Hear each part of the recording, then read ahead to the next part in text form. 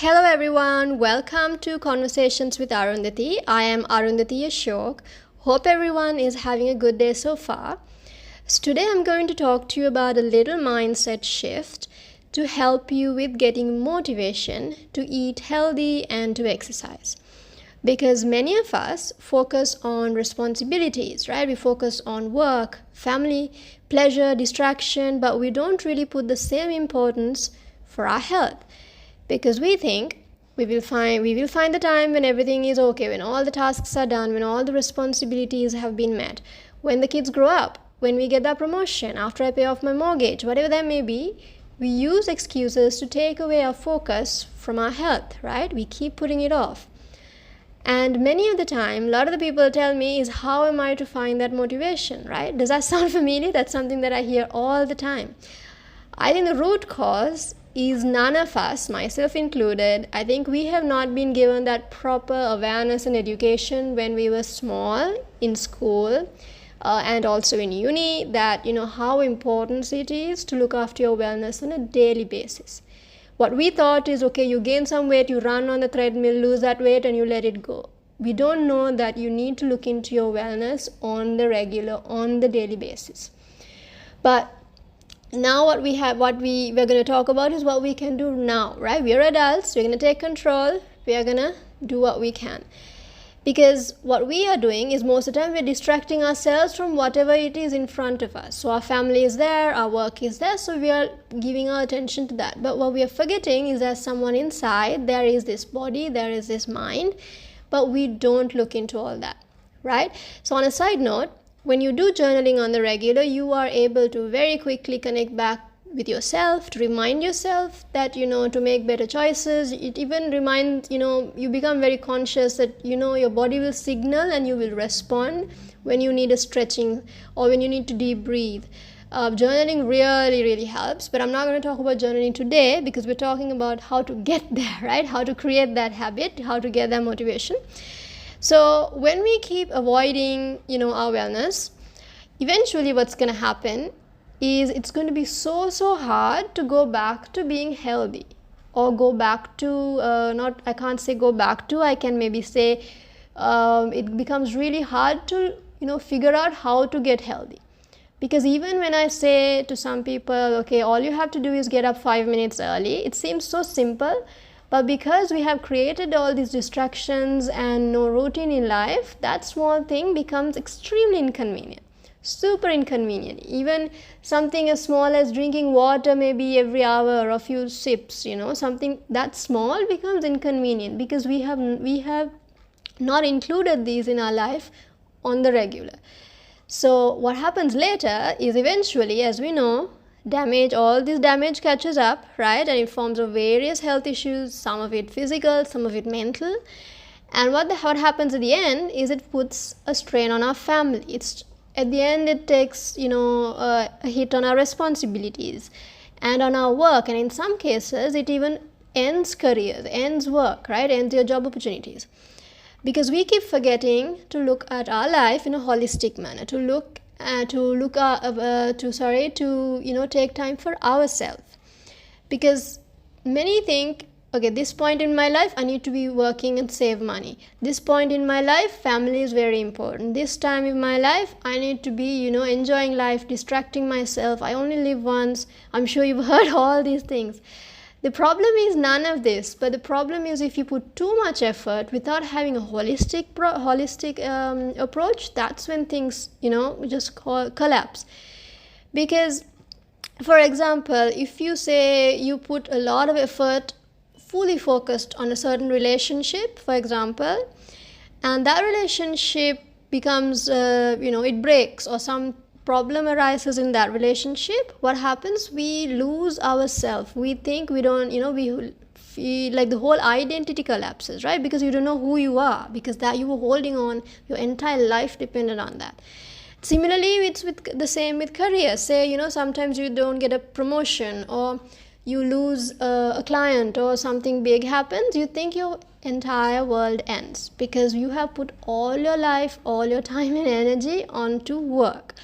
So I'm sure you understand where I'm going. Like, what happens is then you get lost, you get so overwhelmed. So that is why it's important to have a holistic approach, right? And when you really think about it, health is kind of like a glue that sticks everything together, right?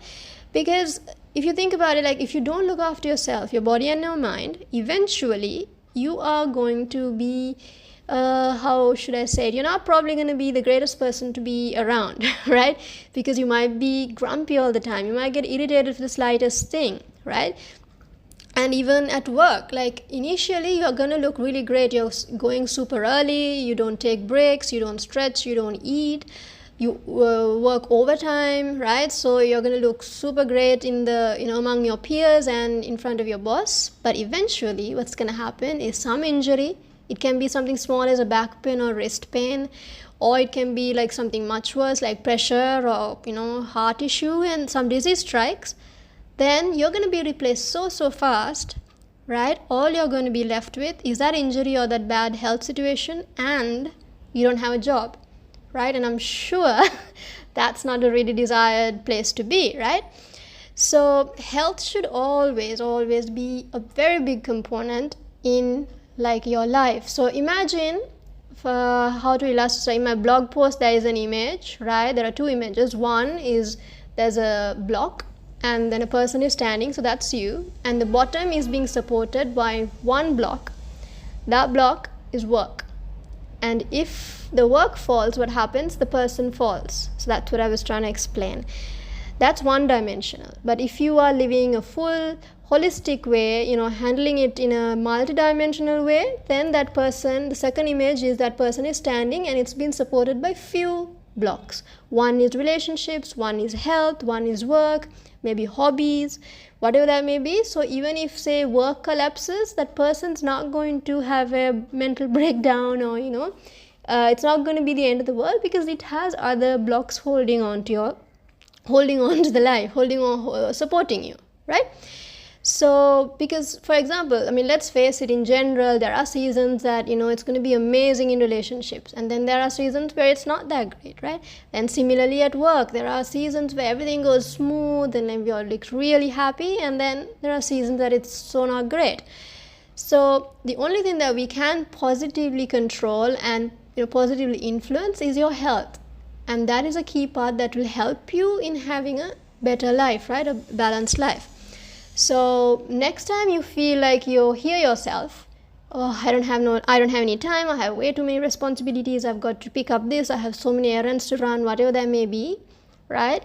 And sometimes we say, oh, eating healthy is expensive, right? Or, going for wellness activities, swimming or whatever sports or whatever classes, that's expensive. But when you really think about it, there are so many times that you spend crazy amount on unhealthy food. If someone says, okay, let's go meet up, you don't even think how much it's going to cost.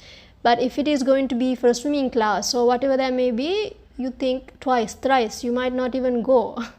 So instead of, you next time you think that, okay, you don't have any time, have too many things going on, I really encourage you to think, okay, tomorrow I'm going to get up 5 minutes early. I can do it, just 5 minutes. And I'm mentioning a link for a 5-minute class down in below the video, so you can check that as well. So one of the things you can say, no, I have a lot of things going on, but I can get up 5 minutes early and I will do 5 minutes stretching or breathing.